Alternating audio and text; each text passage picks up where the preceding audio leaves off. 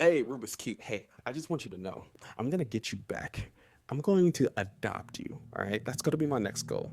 And I don't care what time control is gonna be at. It's gonna be either rapid, blitz, probably bullet. But But you're you're gonna gonna get get adopted adopted for for embarrassing embarrassing me me in in my my stream. stream, All right. Alright, H1, bring it on. If you don't know who H1 is, well, first of all, how are you watching this video? Just kidding.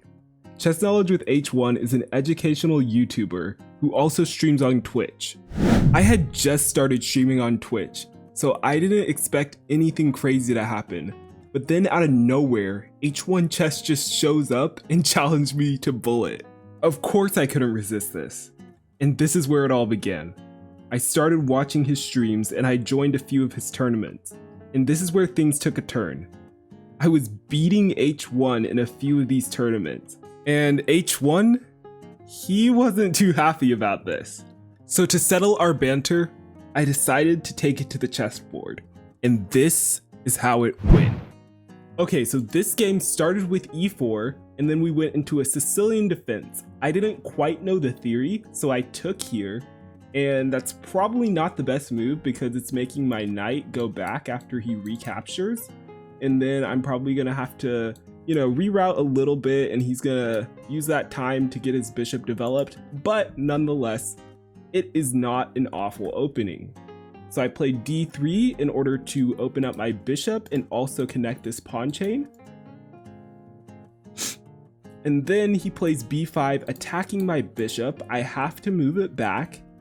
And in this position, he pushes the pawn to f5. And now it's kind of a thwart to my attack because I wanted to play f5 myself, but he ends up playing it. So I take, and then I hit the rook with tempo. However, there was a better option according to the computer, which goes takes, and then let's say he does this move, and I take here, he takes here, and then I have this move rook f3, and then I'm gonna eye this file right here. And so instead what I did was this move, and now I don't have all of those attacking ideas.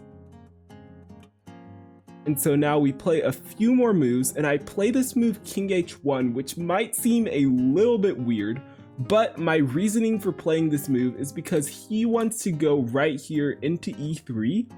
And so to prevent him from doing that, I want to be able to take with my bishop.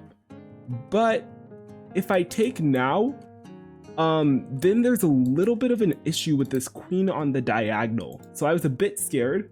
After this, we play a few more moves, and I actually wanted to attack this pawn here with my queen and my knight. And so I played this move first, and the reason why I wanted to do this, you might think that this is a little bit of a one-move threat, because yes, he can play this move, which he played in the game, but you'll notice it's a mistake.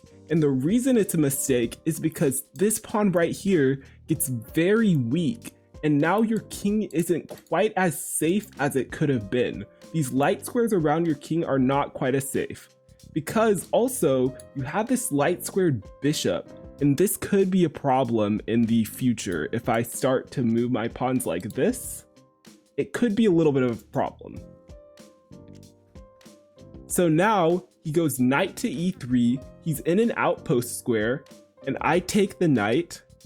And then I play f5, which is apparently a blunder, but the tactics in this position are like very hard to calculate. And so me and h1 both missed it. After this, he plays rook f8, and I also calculated this. And I calculated queen g4, but the next move that he made was a bit of an inaccuracy, because actually, in this position, what he was supposed to do is take the knight. And after I take back, then he can go in with the rook onto the second rank. Rooks are very good on the second rank. And so what's happening here is he's pushing this pawn and he's trying to promote it. And so let's say I play a move like, let's say a move like this. then he's probably gonna just push the pawn. And then after he pushes this pawn, I can't take it because there's mate. And so now I'm in a bit of a predicament. Like, there's nothing I can really do without worsening my position, because he's threatening this move right here. And that's why this position is just dead lost, even though we couldn't calculate that from here. It was very hard to see that from a human perspective. But instead he plays queen c7.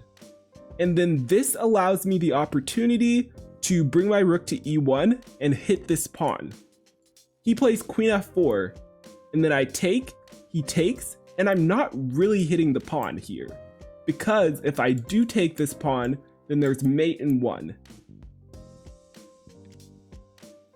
So instead I played king g1 to prepare the move rook takes, and even here I can't take the pawn because he's gonna have a move like bishop d4. So it is an incredibly annoying position, which is why the computer is evaluating this as minus almost 3.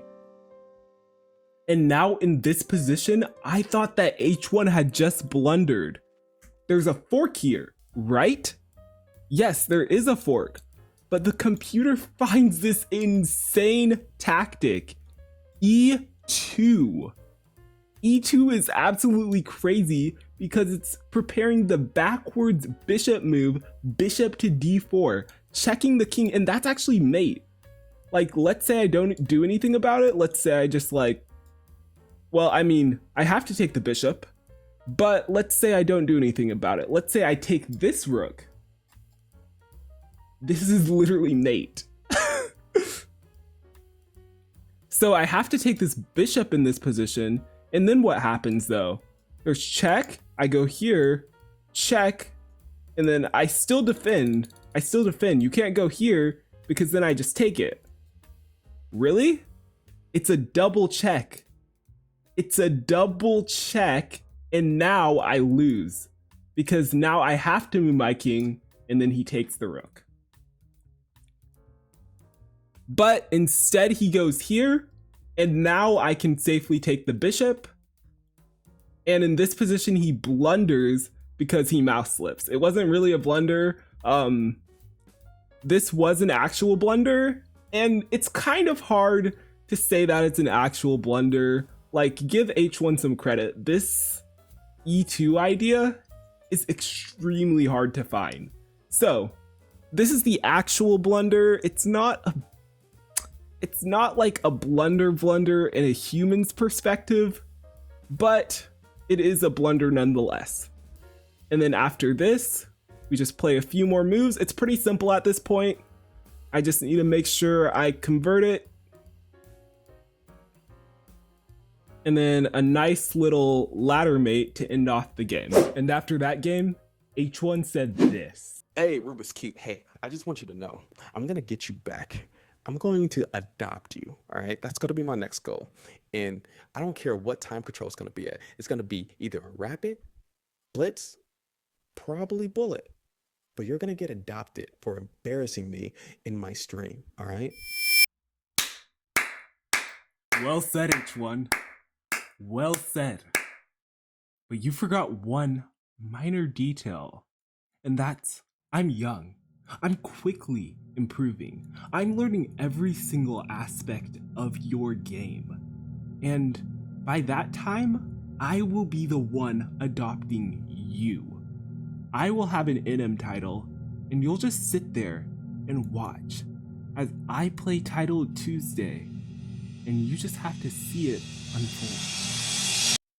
Let the games begin.